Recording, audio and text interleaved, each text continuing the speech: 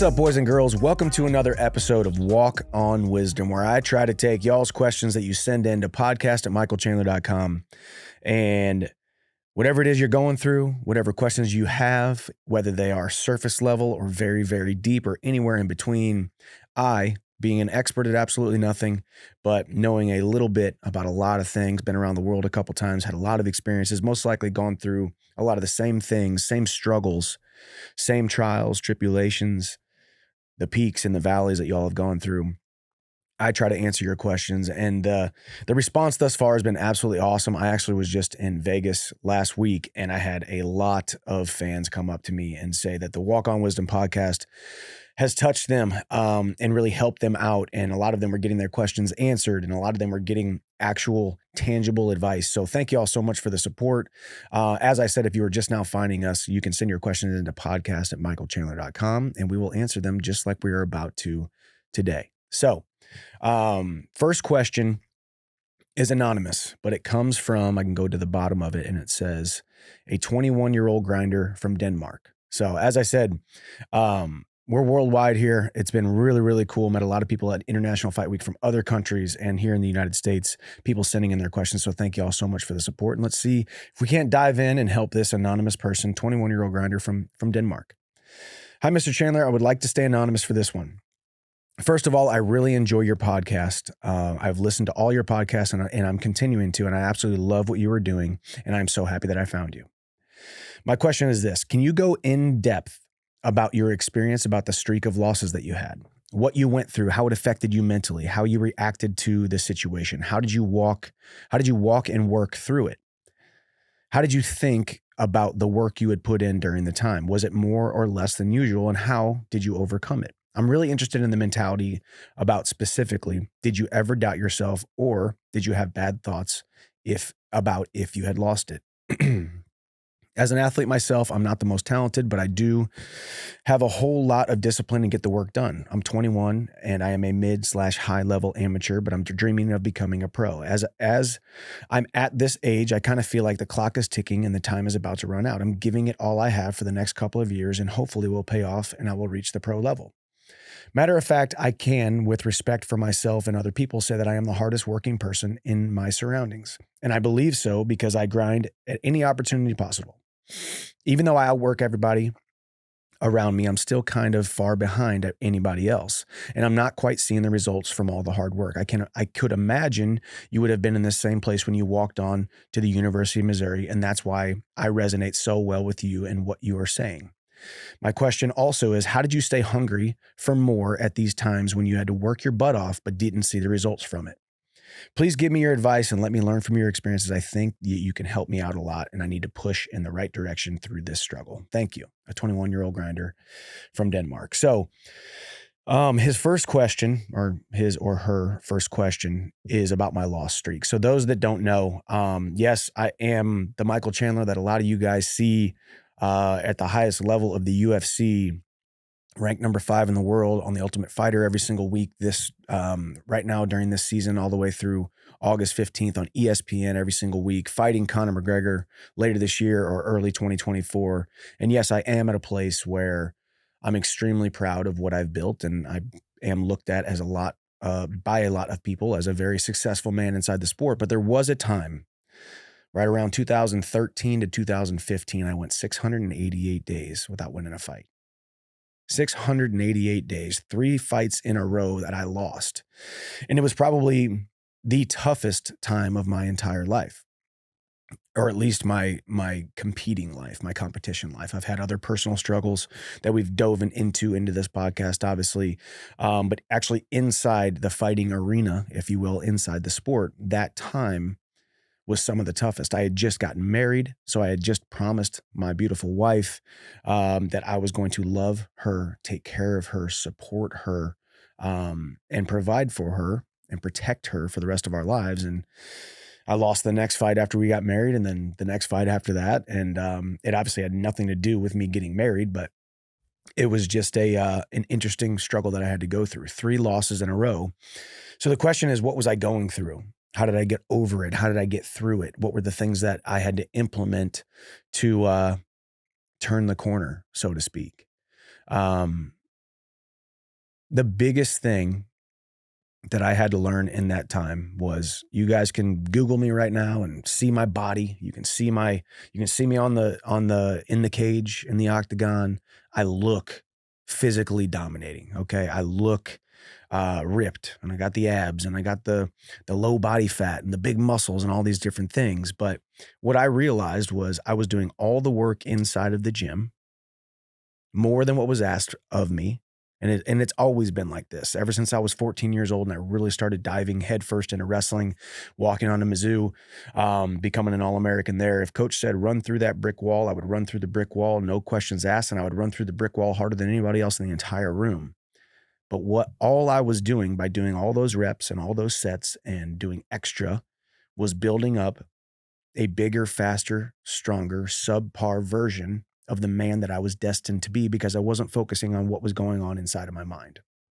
And this is very much a mindset podcast. We talk about mindset pretty much every single question, because every single thing that we do goes back to mindset, and more specifically, an individual's self-concept. Because you guys have probably heard me say too, a man or a woman will never be able to consistently perform in a manner that is inconsistent with the way that they see themselves. If they look in the mirror and they see a champion, they're going to be that much closer to being a champion. But if they look in the mirror and they see a loser, less than, lack, scarcity, not good enough, if they see that, then there's no way that they're going to be able to accomplish those lofty goals that we set for ourselves.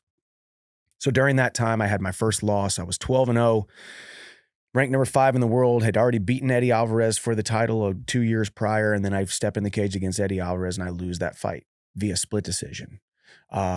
I made 3 big mistakes. Number 1, I had skill amnesia. I forgot how good I was. Number 2, I kind of found comfort in the jail cell of self-pity, started blaming other people. If it wasn't for that judge, I would have won that fight. If it wasn't for that coach, if he would have coached me better, I would have won that fight. If it wasn't for my training regimen, if I was doing this, doing that, you start looking at all the different ways where you got slighted, where you got shortchanged, where you got taken advantage of, where you got wronged in some kind of situation. And that's very different from the man that I am today, because I think I had to go through that time in order to be the man that I am today, and add this layer of extra self-confidence, extra discipline, extra prosperity mindset, extra clarity, extra confident expectancy moving forward into my goals and dreams. The third mistake that I made was I got really embarrassed about my loss. It was fight of the year. The media was calling me. All the reporters were calling me, hey, you lost the fight, but didn't really lose the fight because it was fight of the year and it was great. We love you for it. I didn't take the phone calls, didn't take the interviews, didn't accept my award for fight of the year, didn't want to be seen. I got really, really embarrassed of the loss. And then years later, now that I can look back on it, you guys hear me say this also at times too, that every single person that you've ever looked up to, or you aspire to be like, or you strive to be in the same rooms with, has at one point or another been a loser, lost, failed, fall flat on their face. And as long as if you can start changing your mindset to those losses are just a part of life, and those losses are just a part of the process. And sometimes we need the loss. Sometimes we need the setback. Sometimes we need the door being slammed right in our face. We need to feel that little bit of embarrassment. We need to feel that little bit of lack. We need to feel that little bit of failure, but the failure is not final. The failure is never, ever final until you stop striving toward the goal. So I made those 3 mistakes. And as I said too, I was doing everything right physically, and I looked physically imposing, but inside my mind, the battle inside my mind between my ears, I was losing every single day. It was only a matter of time before I lost, and that loss was going to turn into a downward spiral of I knew you weren't good enough. And that's exactly how I felt. As soon as I lost that first fight, it was like, okay, the media was right. The naysayers were right. The doubters were right. They were all right. I knew it. I knew I wasn't this good. So the biggest thing I had to do, I did hire a sports psychologist. I sat in a chair and I talked to a guy for 12, 15 sessions. We really started talking about visualization. We really started talking about why I gave myself permission to lose instead of giving myself permission to be the best. And this was a recurring theme in my life years ago, prior, in college wrestling. I would tell the coaches I wanted to be a national champion. I was telling them I could beat Jordan Burroughs and Mike Poeta and Jordan Lean and all these guys. And these names might not ring a bell to you guys, but these were the best guys in the entire country at 157 pounds. And I would tell everybody that I could beat them, and I believed that I was going to beat them, but it wasn't true.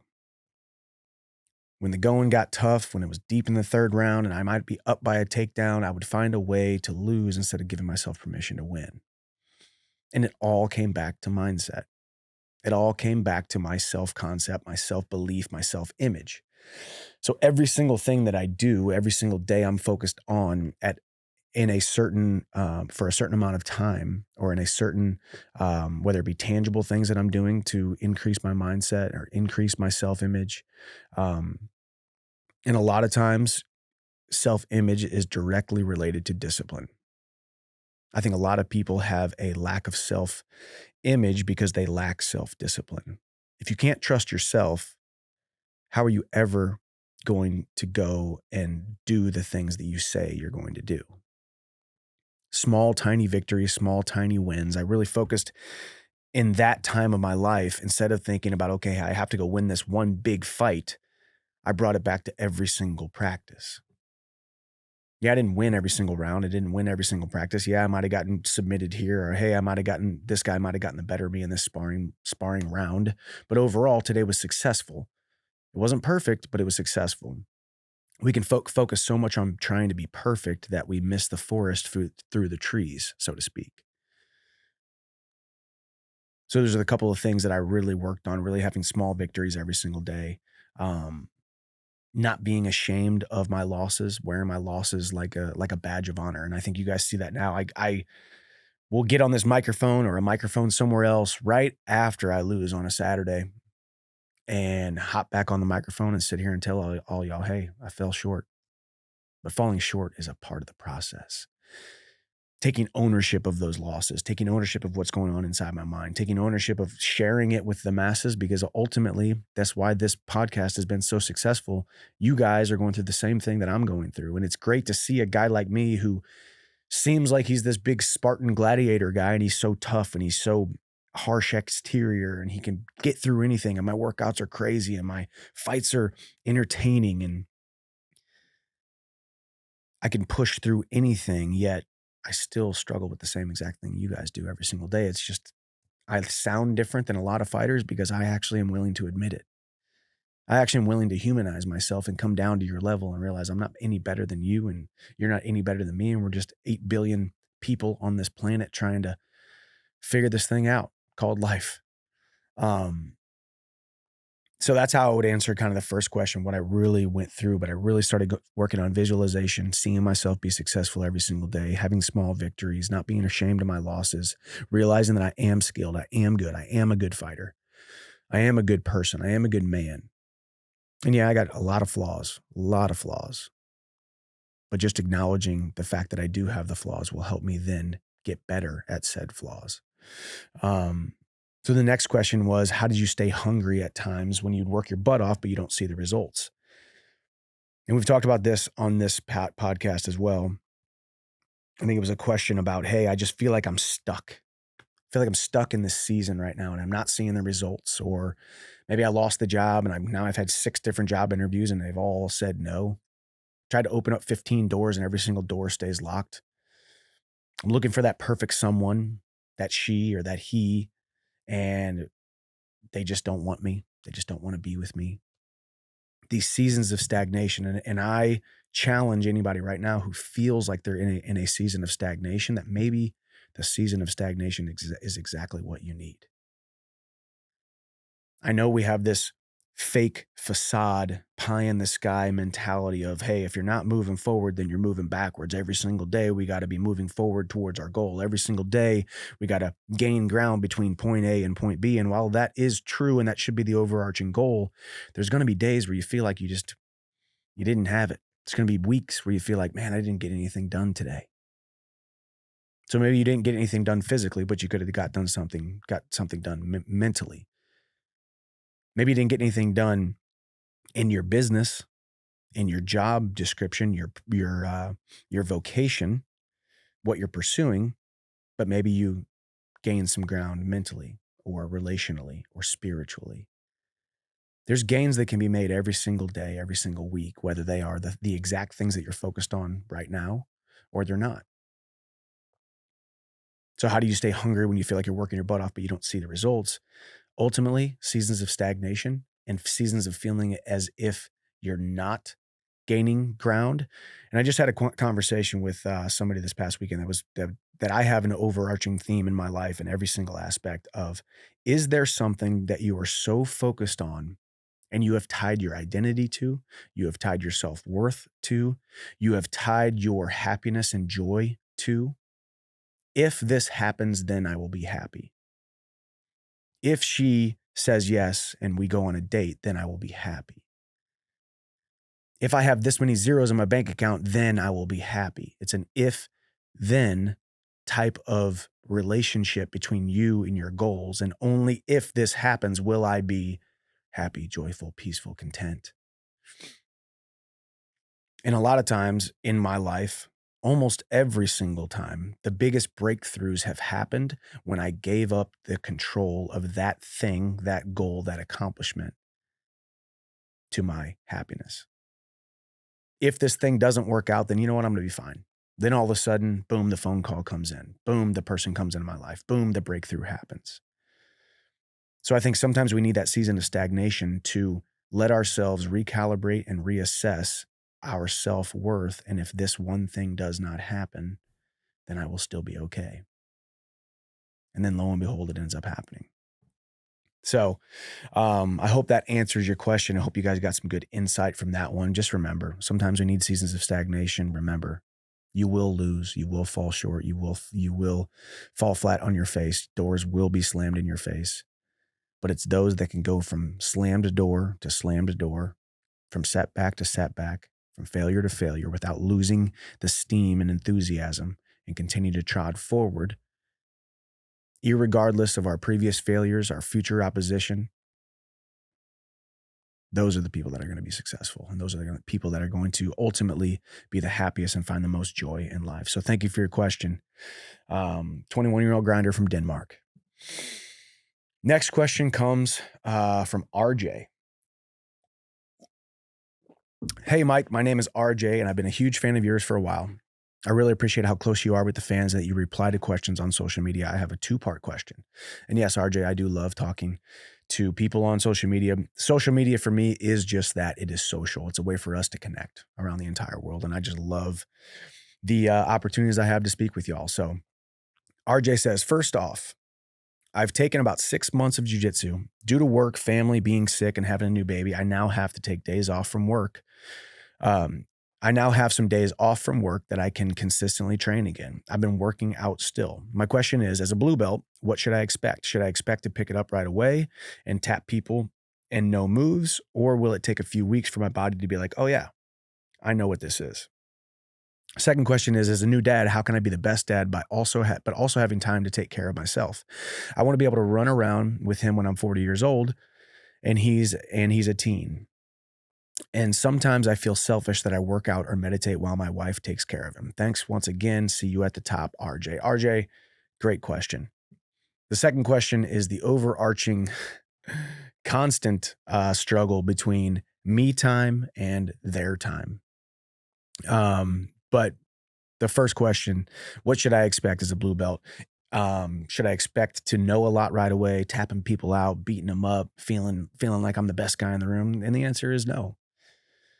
The answer is anything that you're starting, whether it's jujitsu, bike riding, swimming, working out, anything fitness related, especially, or physical, any kind of physicality, expect to start as a walk-on. Expect to start as the guy lowest on the totem pole. Expect to start as the person who is going to be overlooked, or a person who is the worst in the room.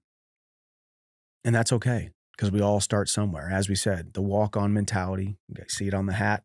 You guys see me wearing my clothes.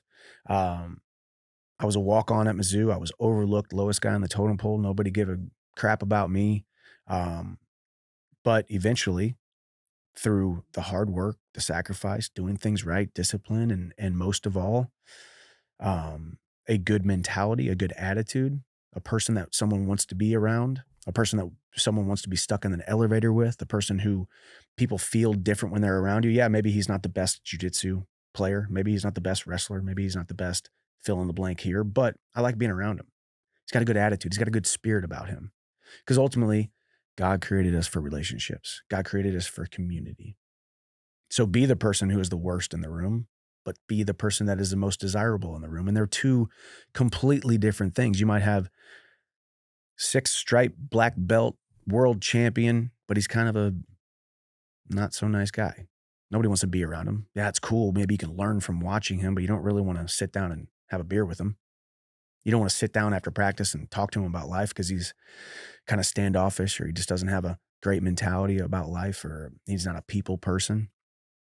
And we all have different attitudes and emotions and we all have different wounds. I'm not here to judge those type of people if you're a little bit quieter, but ultimately, should I expect to be picking it up right away? It really depends on your athletic prowess. It depends on how much time you're putting in. But ultimately, go in there with a great attitude. Go in there, you get tapped out, put a smile on your face, give a high five, say good one. You get demolished, you get tired, you get embarrassed, have a good smile, have a good attitude, have a smile on your face, because that's what people want to be around. And ultimately, that's how you're going to get more handouts, if you will. Hey, instead of putting your hip here, put your hip there. Hey, instead of grabbing this lapel, grab that lapel. Hey, instead of shifting your body here, work on this.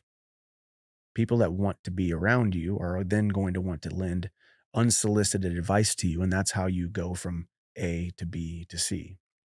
But that's a great question. And that's just not in the jiu-jitsu room, the wrestling room. That's in everywhere. That's in every place. I've probably said this 25 times on this show.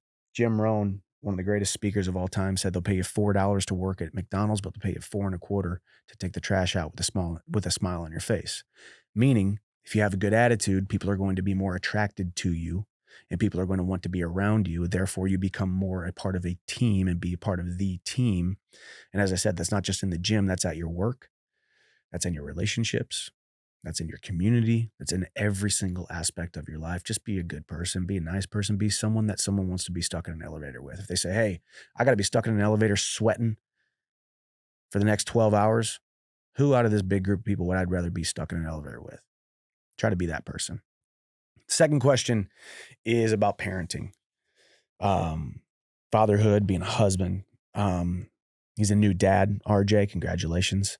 I want to have time to take care of myself, but sometimes I feel selfish that I work out or I meditate while my wife takes care of them. And that is one of the overarching struggles in life as a man or as a mother. You have to have the me time.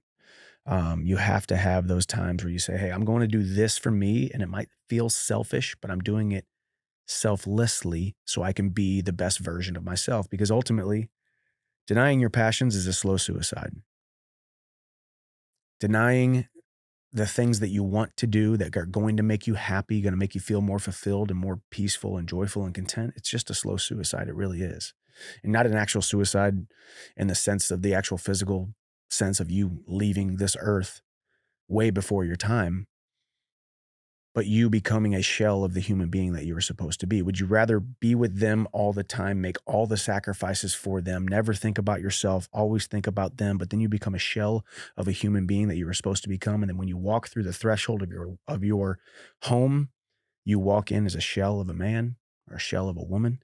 And this especially goes out to the women listening, because I know there's women listening out there, because I talked to 5 or 6 of them in International Fight Week, and every single one of them talked about this podcast and how it helped them. And I know my message a lot of times is geared toward men because I'm a man.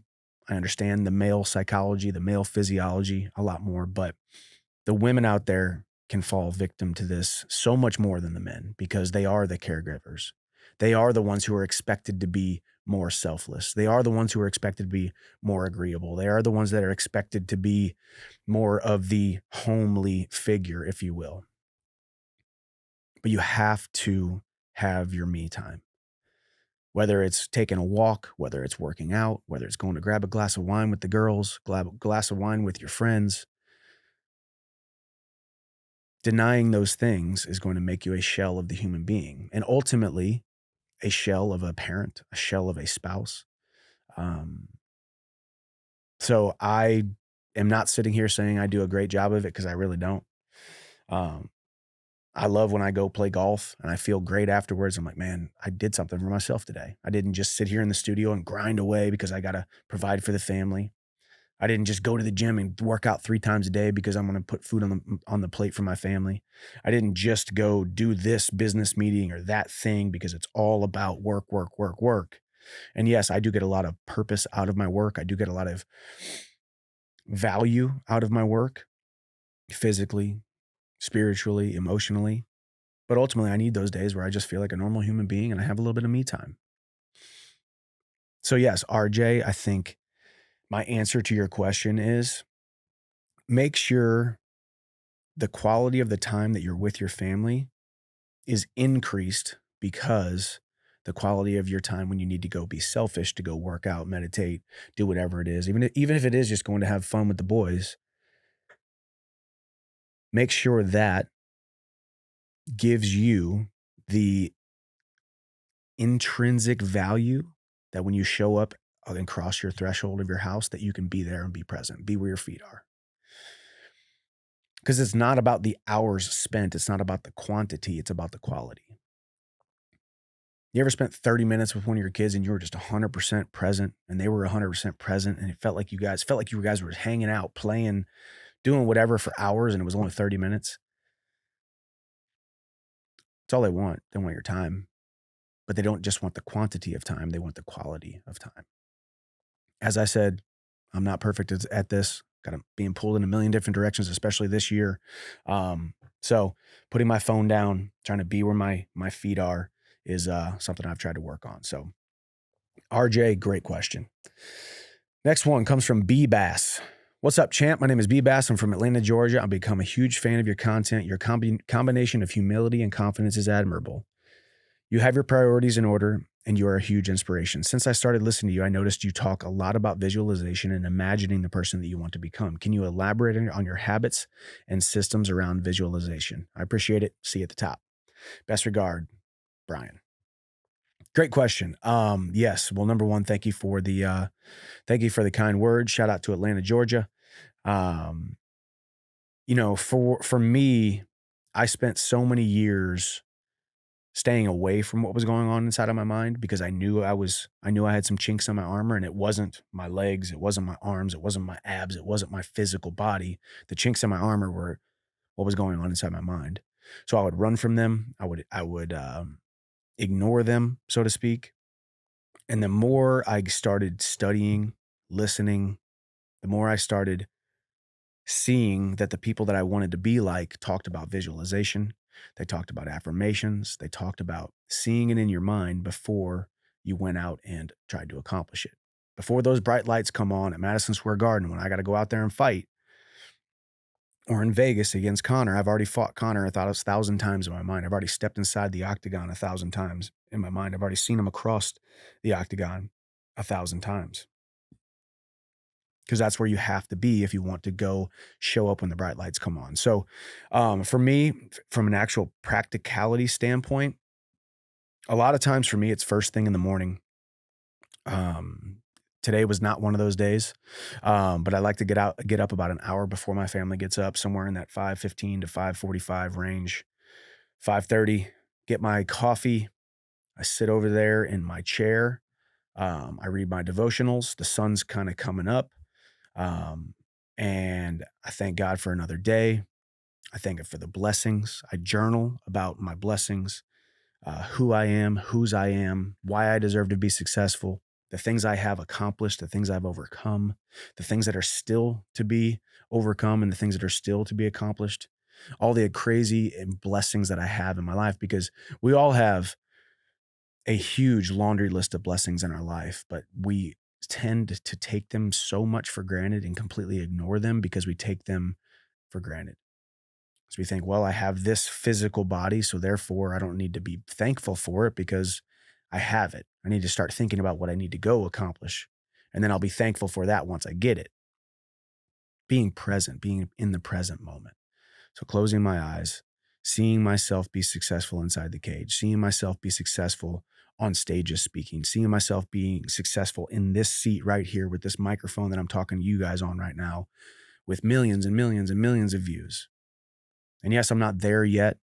Matter of fact, I'm not even close, but seeing that, because the mind can't really tell the difference between certain things actually happening and you just seeing them inside of your mind.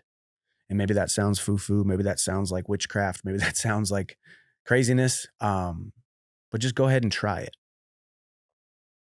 Start having more confident expectancy, expecting great things to happen. That today, in every way, I'm getting better and better. Today, opportunities are going to flow toward me. Today,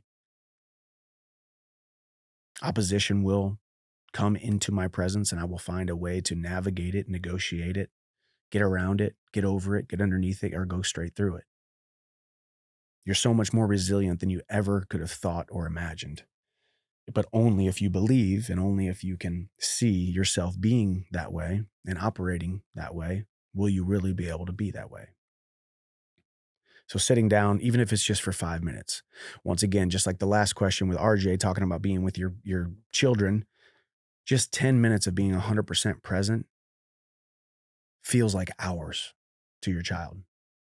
And in your mind, just 5 minutes of thinking of and dreaming of and making up these scenarios of extreme accomplishment and happiness and peace and joy, just 5 minutes pays dividends as if you did it for hours. If you did it as if you did it for a whole day. Start doing that more, being more thankful, going back. It all goes back to gratitude. How grateful are you?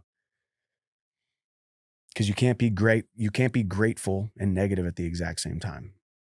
You can't be grateful and regretful at the exact same time.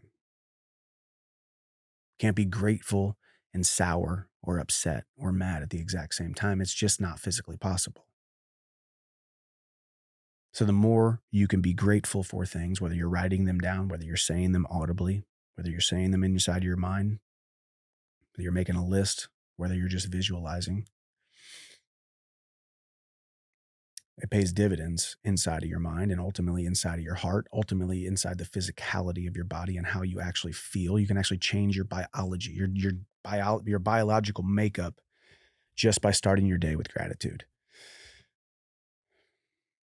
I try to visualize 3, 4, 5 times a week.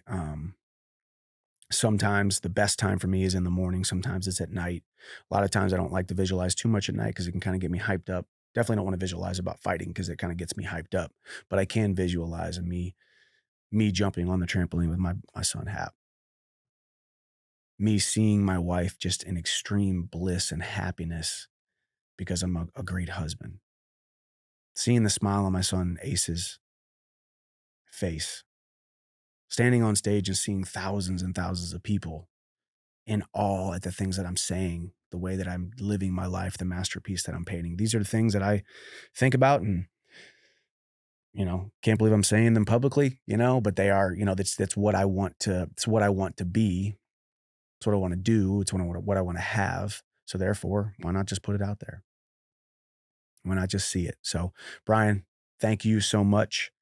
Shout out to Atlanta, Georgia. Visualize, write it down, see it every single day. Next question comes from Seraphim.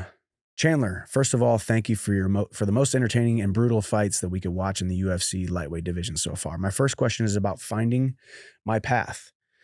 How do I know that it is the right way to go? Because it always takes a hard and long time to get at the top of my own mountain. But what if I'm climbing the wrong mountain? I study, but I also want to start creating my own path to defining a problem that I can solve with my strengths.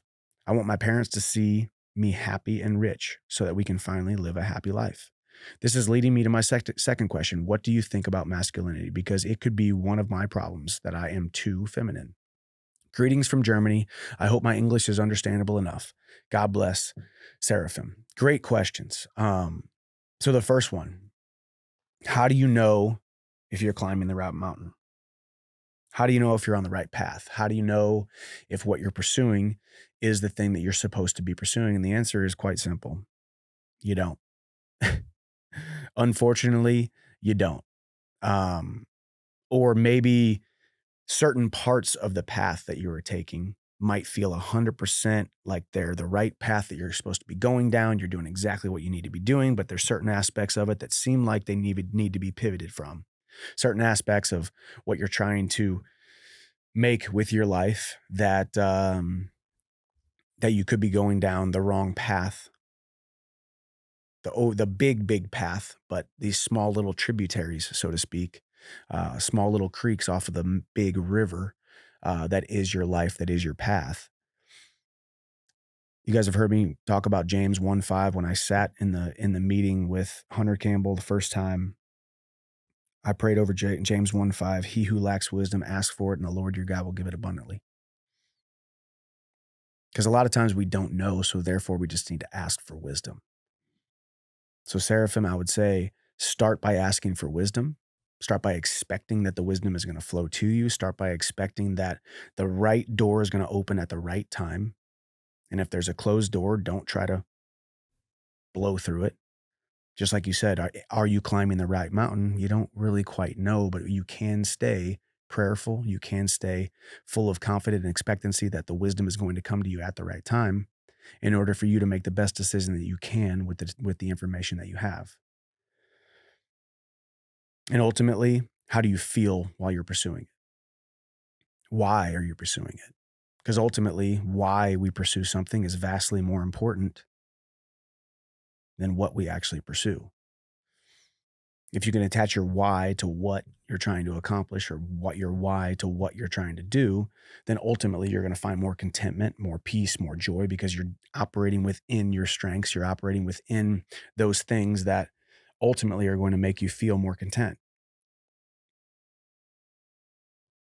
So creating your own path, defining the problem that you can solve with your strengths, that's where you ask for wisdom. Because all the wisdom is out there. It just needs to be asked for. It just needs to be pleaded for. It just needs to be experientially brought about by going through certain trials, going through certain things. And once again, going back to the first question of failures, trying and failing, trial and error, pursuing and falling flat on your face. All of this is part of life, and all of this is part of finding the mountain. Because I can tell you this, there's been so many mountains I've tried to climb only to find that I get to the top of that mountain or I get halfway up that mountain. I look over and realize, wait a second, I'm on the wrong mountain. But was climbing that mountain a waste of time? And I would challenge you, anybody who's gone through that in their life and they've climbed halfway up a mountain just to realize, okay, this isn't fulfilling me anymore. I want to go somewhere else. That wasn't a waste of time. You were adding layers to your human being. You were adding layers to the person that you will eventually become. So keep pursuing, but also continuing to ask for wisdom. Second question is about masculinity. About masculinity. What do you think about it? Because it could be one of my problems that I am too feminine. So the question there is, what is my thoughts on masculinity? My thoughts on masculinity is the most beautiful thing on the entire planet, the most beautiful thing in the entire world, the most beautiful aspect of life. And obviously, as a man, that's where I am speaking from. But masculinity can be used for such good, exponential growth and accomplishment, contentment. It can change lives. It can save lives. It can enrich lives, but it can also tear lives down. It can also hurt people. Masculinity used the wrong way, or masculinity with the wrong spirit or heart behind it, can take people's lives, can ruin lives, can bring about so much pain and anguish and tears. But masculinity used the right way I think is the most beautiful thing in the entire world. A man with his masculine traits that was given to him by his divine power, his creator, masculinity that can be used to change the world. Masculinity has been used already to change the world in every single era of this world. Every man needs a battle to fight, and an adventure to have, and a beauty to win. I believe that. I believe that with every ounce of my being. Denying the battles to fight, denying those adventures that you need to have. Those two things right there are what I believe has been labeled masculinity used in the wrong way. You got a bunch of men in this world right now who have wounds, deep, deep, deep wounds. Some of them seem overcomable type of wounds. Some of them seem unhealable type of wounds. And they take each of those wounds into every single aspect of their life: business, family, relationships. If we can heal these wounds, if we can heal the heart wounds, the mind wounds, the soul wounds, if we can continue to try to become a better person, a better man, then ultimately we're going to be able to use our masculinity for good. And when um, Seraphim, when you talk about, hey, masculinity, what do you think about it? Because it could be one of my problems that I'm too feminine. I don't think you're necessarily too feminine. Number one, I wouldn't put that label on yourself. I would start there. I wouldn't say, hey, I am here and I feel like I'm a little bit too feminine, or I'm a little bit more feminine or less masculine than a lot of the people that I'm around, because I believe that God created us with a bunch of different gifts. My gifts are different than yours. My gifts are different than anybody else listening right now across the world. However, those gifts at the right time during the right season might be exactly what you need. They might be exactly what your community needs, or exactly what your family needs in that season. And people can change, and they can change dramatically.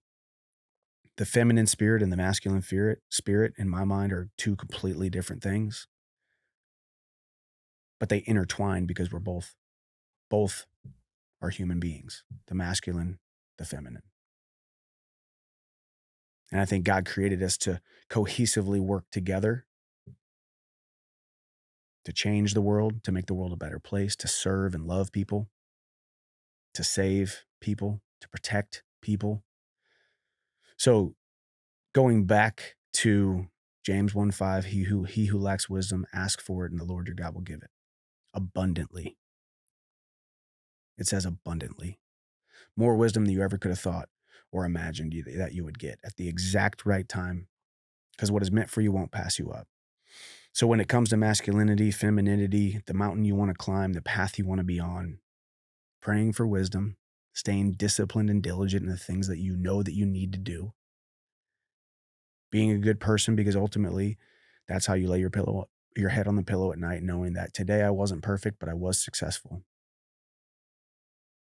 Today I wasn't perfect, but I was nice. I was kind. I did have a servant's heart.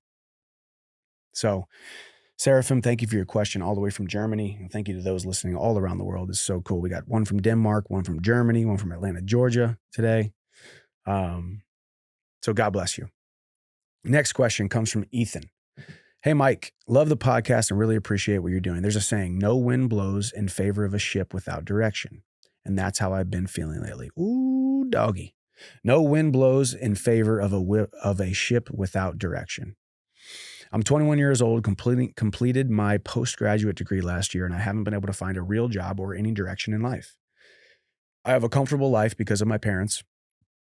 I'm working for my dad till I find another job, but I feel like I haven't accomplished anything. I feel like I can't get over the finish line in a sense. I missed a few big opportunities in university, and even now, while looking for work, I've had plenty of interviews, but nothing's worked out. My life feels empty and inadequate. I don't enjoy what I do, and I can't find any purpose or real motivation. I see my peers and friends making progress in life while I'm extremely happy for them and want to see them succeeding. I feel like I am failing. I even feel this way in my relationship with God. It's something I battle with. I've grown up in a Christian home and I know the gospel, but I feel like a failure every time I sin. I try my best to not sin, but some habits are hard to break. What advice would you give me? Looking forward to the next podcast. P.S. Walk On Fitness is awesome. All the best from South Africa. Holy cow, Ethan from South Africa. And thank you for being a part of our Walk On Fitness community. The community is growing. We are working on more programs right now and even adding a new coach and new programs, new types of programs to Walk On Fitness, walkonfit.com, and available on all the different app stores, Apple, Google Play, all that stuff. But man, Ethan, number one, I just got to say, man, I love you. You are not a failure, because if you're a failure, I'm a failure, because I have felt the exact same way that you have felt. If you're a failure, then every single person listening right now is also a failure, because I guarantee everybody listening right now has been in a season where they just felt like they weren't good enough. What I think you have is you have a mindset problem.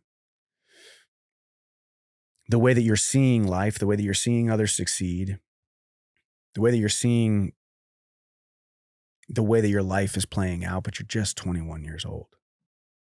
Anybody listening right now who's 21 years old or anywhere close to it, you got your whole life ahead of you. You got your whole life ahead of you. And it's not that you haven't been doing the right things. It's just that you haven't been doing the right things for long enough. Everybody that you look up to, everybody that you admire. Ethan, maybe you're thinking about me right now. You look at me, you look what I've accomplished. You love my podcast. You love Walk On Fitness. You love, maybe you see the family that I built. Maybe you see the life that I built. Maybe you see the platform that I have. Yeah, I've got all these things, but I'm 37 years old. When I was 21 years old, I would have probably sent in this exact same message to somebody that I looked up to who had a decade and a half of experience on me. You're 21 years old. You've got your whole life ahead of you. You just graduated from university with a postgraduate degree, nonetheless. So yes, right now, once again, going back to 2 or 3 questions ago, sometimes you need a season of stagnation to not just work on your career, not just work on your bank account, not just work on your job description, not just work on your paychecks, but let's work on Ethan. Maybe you're not where you need to be or want to be in your career, but once again, going back, you're 21 years old. Be thankful that you, as you said, you're working for your dad until you find another job. That's a huge blessing in and of itself, that you could just kind of walk right into your dad's company, work there, get a paycheck there, add value, provide a service there while you can work on Ethan. The next thing is right ahead of you. The next open door is right ahead of you. You just have to believe that it's going to be. And you have to believe and be okay with the fact that it's not going to happen tomorrow. And maybe it doesn't happen next week or next month. Maybe your dad's company for an entire year, but is that really a bad thing? You're 22 years old. It's giving you time right now to have the time of your life. And I'm not talking about going out and partying. I'm not talking about going out and traveling the world, but I'm talking about having the time of your life where you don't have, most likely at your age, you probably don't have a lot of bills. You're not married. Doesn't sound like you have kids. Enjoy this right now, because this is the least busy that you will ever be. My best friend, mentor, Chris Patterson, told me that years ago. I think I had just gotten married, but my career really just kind of started taking off, and all these different opportunities and sponsorship and endorsements and platform and all these different things. And I remember saying, gosh, Chris, I'm just so busy, dude. I got this going on and I got that going on, and I got feel pressure here, and I feel like my head is below water over here. I'm just trying to come up for air every now and then. He said, Michael, enjoy this, because this is the least busy you'll ever be. And I'm like, get out of here. There's no way this is the least busy I'll ever be, man. I feel like I'm so busy right now. So yes, you will get busier, but you'll get better at dealing with the busy. Enjoy this time right now. Enjoy the fact that you do have a job. We get a lot of questions from a lot of people all around the country, all around the world, that they're having a hard time trying to find jobs. And yes, I know you've had plenty of interviews and it seems like no, no, no, no. Door slammed in your face, but maybe that's exactly where you're supposed to be. Maybe those no's are not a no. Maybe those no's are a promotion, because the right thing is headed your way. What is meant for you will not pass you up. Those interviews for those jobs were not meant for you. Enjoy this time right now. You said you have a comfortable life. Enjoy and be grateful for the comfort that you have in your life. A lot of people out there living very uncomfortable lives right now. And yes, I know you said you don't like what you're doing. I know you said you don't get any kind of, you don't get any kind of value from it. But I think that's more of a mindset shift. You are getting value from it. Show up to work on time. Be a good employee. Be a good coworker. Show up with a smile on your face. Take the trash out with a smile on your face, as Jim Rohn would say. Be happy for your friends, like you said. But don't play this comparison game. Don't play this social media, social construct, community comparison game, because it's only going to lead to pain. Enjoy this season of stagnation right now. I encourage you to do that right now. Enjoy. Take ownership of this season of stagnation. Wake up tomorrow morning as the sun comes up and say, yes, today, maybe I'm not at the job that I want. Maybe I don't have this. Maybe I don't have that. We can all do that. I can make you a list right now of 35 things that I wish I had in my life. 35 more accomplishments, 35 more business opportunities, 35 more people, 35 more tangible things, spiritual things, emotional things that I could have in my life. But be a good finder right now. Be grateful for the things that you have in your life, because then and only then will those doors open up for the next season of your life. Like you said, you feel that way. I guess I would go back into this second part of this. I feel this way with my relationship with God. It's something that I battle with. I've grown up in a Christian home and I know the gospel. It feels like I feel like a failure every time I sin. I try my best not to, but some habits are hard to break. All of our habits are hard to break. All of us have sinned and fallen short. You will never be perfect. God ain't mad at you. God ain't standing up there with the checklist going, oh, he did it again. Oh, he did it again. Oh, I didn't expect him to do that. Oh, he did that again. He ain't doing it. Live your life with so much joy and peacefulness and contentment and happiness that the uptight Christians question your salvation. That the uptight Christians say, nah, that guy must be hiding something. Or, oh, I can't believe the way that guy's living his life. Or, oh, I can't believe it. And I'm not saying go out there and sin. I'm not saying go out there and do this stupid stuff. I'm not saying go out there and live a life of debauchery. But what I am saying is, don't have such a tight grip on what you think God's expectations are for you that it's an unwinnable, unattainable type of salvation. It's already been given to you. It's already been given to you. So stop trying to put so much pressure on being perfect. Ethan, I appreciate you, man, all the way out there in South Africa. Keep on getting after it. You're in a good season right now, a season of stagnation, even though the word stagnation kind of has a connotation of negativity. It really doesn't. I've made a lot of my gains in a lot of times of stagnation. So enjoy your life, son. You got your whole life ahead of you. God ain't mad at you, and the best is yet to come. James 1:5, ask for wisdom, and the Lord your God will give it abundantly. Next question comes from Cody. So let me take a little sip real quick. Hey, Iron Mike, longtime fan and listener of the podcast. A few years ago, I was alone and in a dark place. I slowly stopped drinking, started eating and supplementing well, taking care of my mental health, being the best father I could be, and being more present. My motivation was simply seeing improvements in my life. I wanted to excel in my career, excel as a dad, eventually find a good woman, and be someone I could be proud of. This long road has led me to today. Sober, good diet, good dad, mentally strong, and with a woman I love. She will be moving in, and rather than leading for my son, I will be leading for my future wife, my son, as well as her 2 children. An honest assessment of myself. I feel as if I am 75% of the way there, but still having to be better as there are still aspects I would like to improve. I'm closing in on the man I envisioned years ago, but at times this final stretch can feel the most difficult. What advice would you have on making an incremental improvements that I have struggled with, as well as handling the pressure of leading as the one of my family will look up to? God bless. See you at the top. And that comes in from Cody. Man, you know what came to mind right there as I was listening to this, reading this? You're where you want, you're 75% of the way there.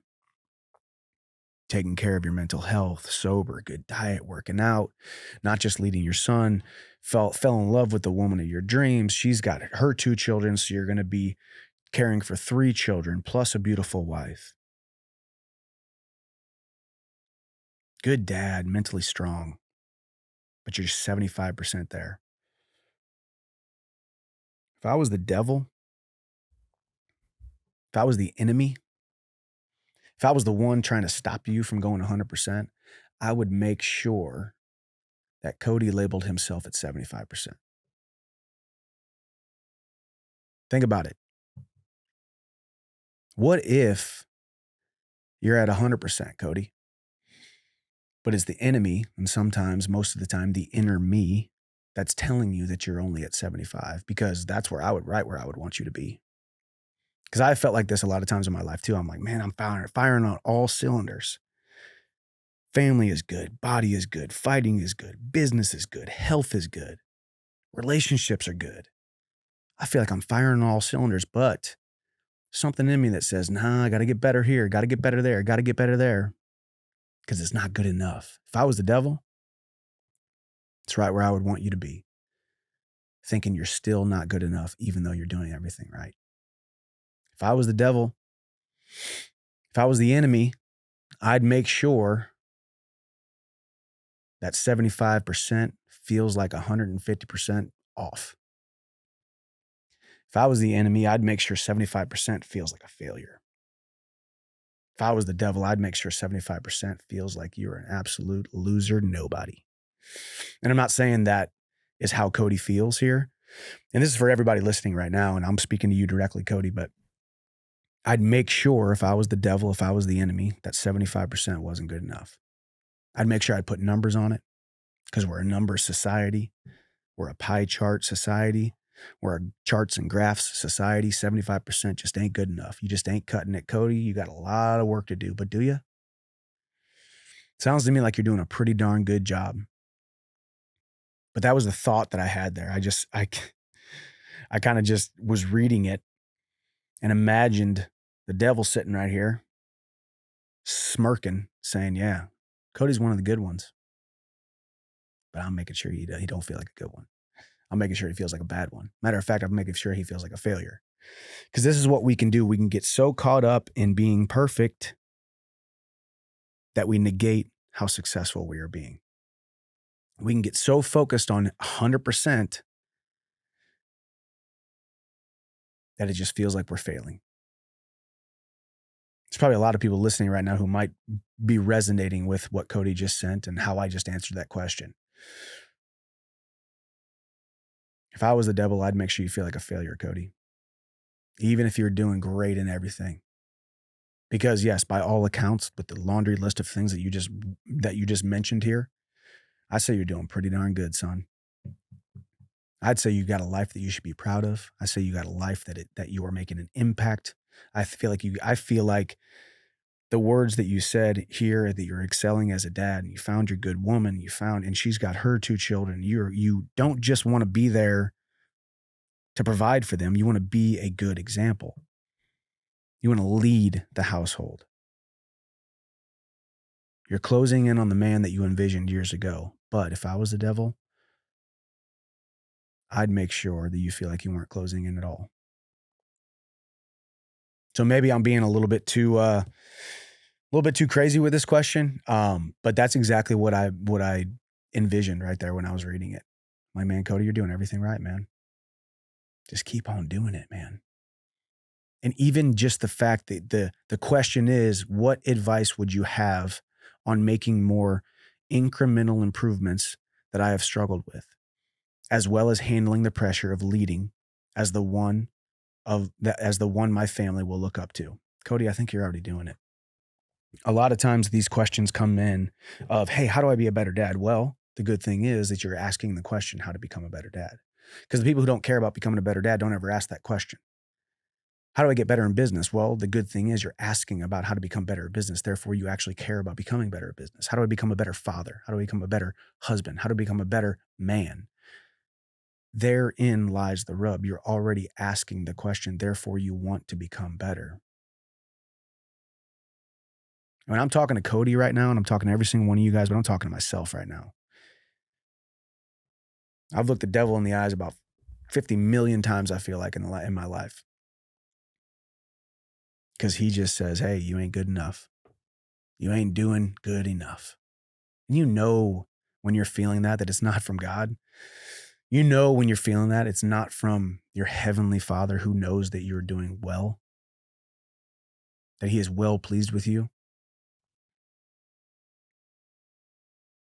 But the biggest thing here, the way that I would answer this question, now that I've kind of say, okay, we'll put the devil on the shelf over there. We don't leave him alone. We say, hey, let's just say you are at 75%. In your question is the biggest telling aspect of it. How do I handle the pressure? You handle the pressure by not putting so much pressure on yourself, knowing that you're doing a good job. If you can look yourself in the mirror and say, I am a good man. I'm not perfect, but you are good. You're not a perfect father, but you're a good one.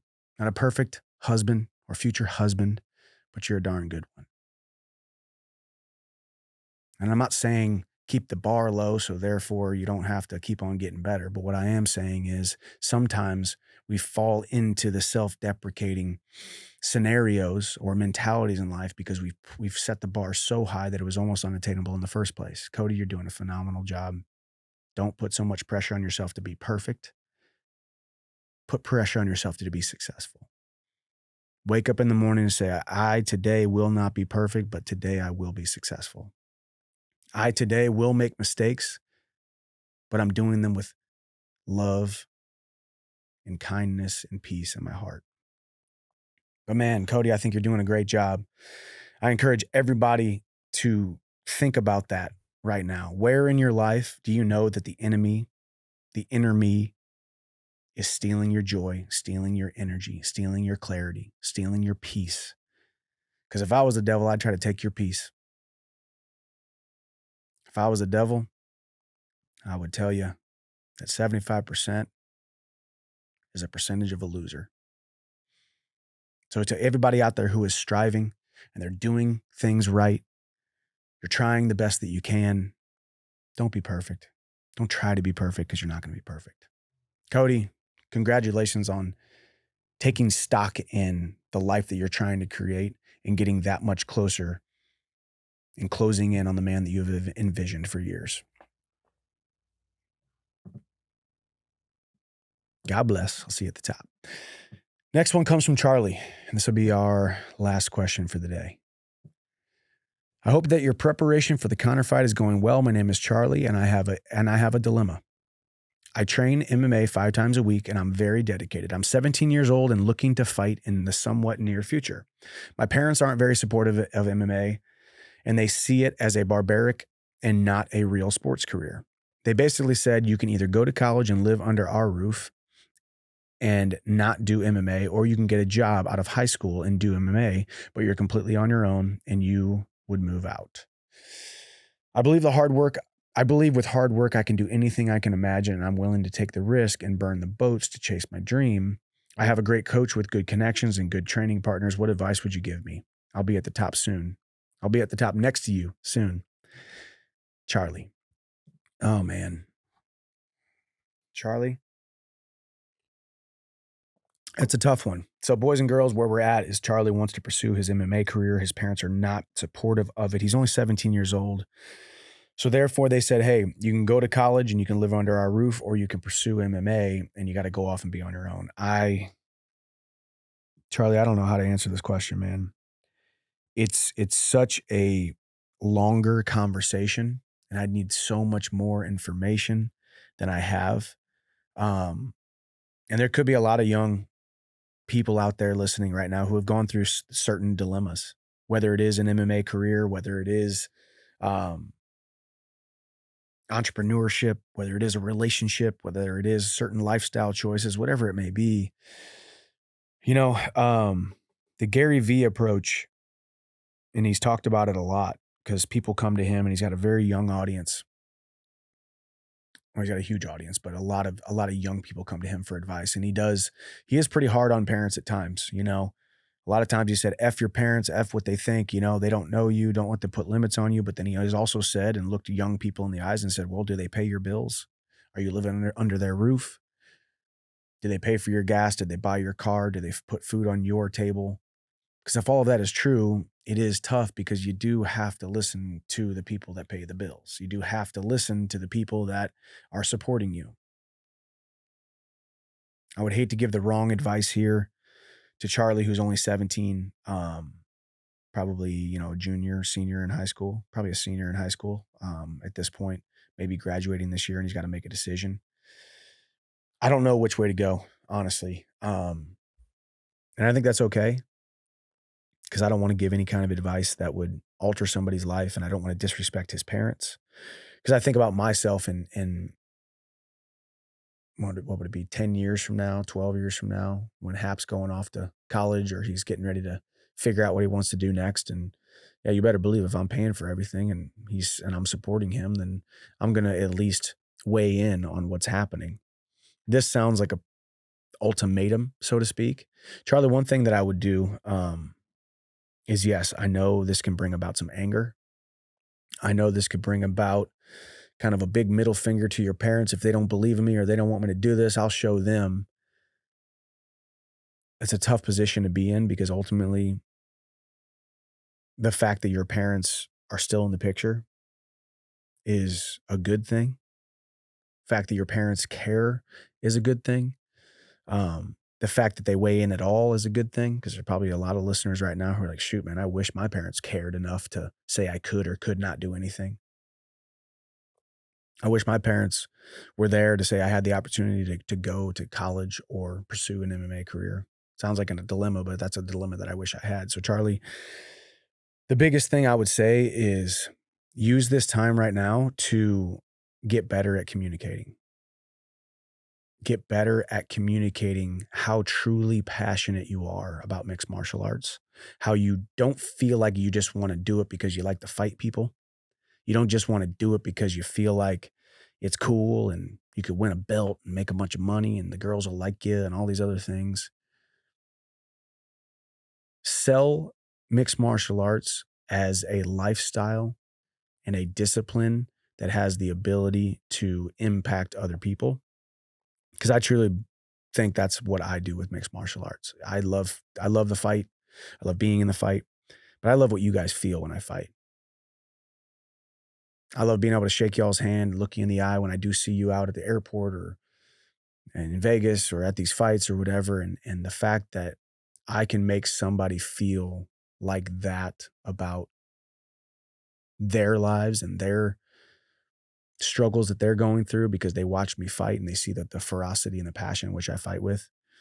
Charlie, I would encourage you to sell it to your parents in a way that, hey, mom and dad, this isn't just a sport. This is a lifestyle.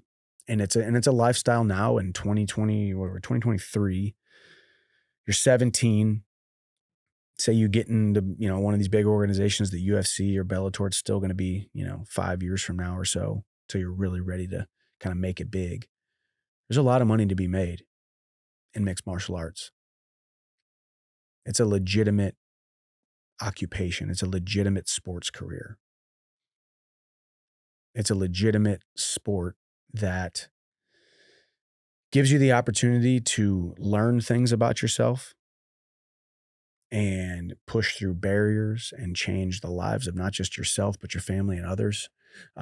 So I go back to my first statement of Charlie, you need to use this time to challenge yourself to get better at your communication skills. I'm not saying that you've done a bad job of that, but what I am saying is going in the living room tonight when your mom and dad are maybe sitting down watching TV or maybe at the dinner table. You say, Mom, Dad, I can't believe you won't let me do this thing. I wish I could just go do mixed martial arts. You guys are just treating me unfairly. And don't look at this like you're the victim here. Look at this as if you need to sell them on this opportunity that you have. Maybe make some compromises. Maybe say, hey, mom and dad, give me the opportunity to prove to you that I will go to a mixed martial arts gym. I will work the front desk. I will mount the mats. I will be a gopher, if you will. And then I will have a free membership. And then I will show you guys videos. I'm getting better. Look how good my hands are. Look how good my grappling is. Prove to them that you have a legitimate shot to be good in the sport. And then also bring me up. Bring me up. Bring some of the other guys up who have made a great living in this sport. They've got families that they're supporting. They're making an impact, and they're not just pugilists. The sport itself has changed in a lot of ways. So Charlie, I know that's not a very good answer to the question. I in good conscience cannot say, hey, Charlie, yeah, throw up a middle finger to your mom and dad and go do your own thing, because that has lifelong implications. And the relationship with your family is very, very important. And as I said, there could be a million people right now listening that wish they had that kind of relationship with their family. So I can't tell you to go that way, or I can't tell you to give up on your dreams completely, deny your passion, deny your pursuit of what you want to do. The other thing is too, you are only 17 years old. Don't forget that I started fighting in mixed martial arts at 22. So there still is a play there where you go to college, you join a college, you join a gym at your college. You're still able to go back home, train with your coach, train with those training partners, and slow play this thing. You're only 17 years old. You don't need to become a pro MMA fighter till you're 20, 21, 22 years old, just like I did. So think about that. You got a little bit of time. And that's how I would answer that. Sorry, it's not a real concrete answer. And that's one of the things about Walk On Wisdom here. I if I don't feel led to give you a legitimate black and white answer, I just don't want to do it, especially when it comes to family, um, especially when it comes to some of these life-altering, life-changing kind of decisions. Telling a young man at 17 years old which way to go in the fork in the road, it's tough. But what I can say is communicate, lay it out for them, and try to sell it to them. Because if you try to sell it to them, they're going to hear your passion, and they could have a change of heart. But thank you so much to everybody who sent in their messages today, their emails today. Podcast at michaelchandler.com is where I'm reading these from. We had South Africa, we had Germany, we had Denmark, we had Atlanta, Georgia. So we're trying to go worldwide here, and it is happening. And you guys' response thus far to this and giving me the opportunity to answer your questions, giving me the opportunity to impart some wisdom, some walk-on wisdom to you guys it's been really cool. Right now I'm extremely busy with the Tough Reaction show. The Ultimate Fighter is going on till August 15th on ESPN every week. We got Jelly Roll in studio today, so we're going to film that here in an hour or two. So the Walk On Wisdoms have kind of taken a backward step, if you will, went a couple weeks without filming them, but Connor and I are back on the horse. We're going to continue to get these questions put together. Once again, like I said, podcast at michaelchandler.com. And we read the comments as well, by the way, whether it's on Spotify, Apple Podcasts, whether it's here on YouTube. We read the comments. We're seeing what you guys are saying. We see how the community is growing. So make sure you like and subscribe and give 5 stars or give 1 star. If you don't like it, give us 1 star and tell us why you don't like it. Give us some insight. Tell us why you like it. Tell us what we could do better. Just like every single one of these questions, the overarching theme is, how can I be better? How can I be better? Trying to be better at every single thing, and Walk On Wisdom and the Tough Reaction show and Walk On Fitness and all the different things that we're doing here in this studio and around the city here in Nashville, around the country, around the world, has been trying to get better. So like, subscribe, comment, let us know what we can be doing better. Thank you all so much for tuning in. Thank you all so much for your support on this journey. It's been so awesome. Hopefully a fight announcement coming soon between myself and Mr. McGregor. But for now, you guys just keep on keeping on. Keep on winning the battle between your ears. And thank you so much for being on this journey with me. As always, God bless. Walk on, and we'll see you at the top.